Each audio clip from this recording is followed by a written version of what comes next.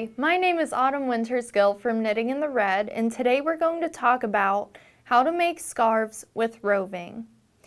If you're using roving for a scarf, the first thing to think about is how thick you want the scarf to be. If you want an extremely thick scarf, use extremely thick roving. If you want a very delicate scarf, choose very delicate roving. I'm going to use this delicate pencil roving in order to knit a scarf similar to this one. I just cast on the number of stitches that I'll need.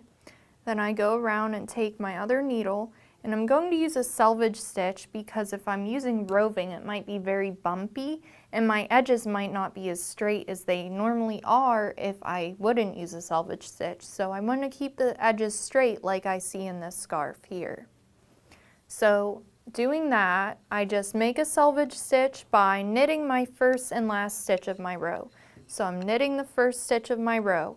Then I'm going to turn around and I'm going to purl all of these stitches.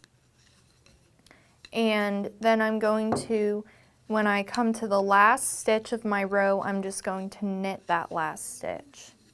So I'm at the last stitch of my row and I'm going to knit it.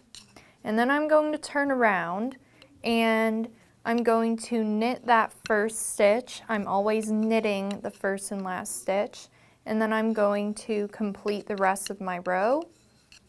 And then when I get to the last stitch, I'm going to simply knit that last stitch, and that's creating my selvage edge that keeps my edges straight when I'm working with roving.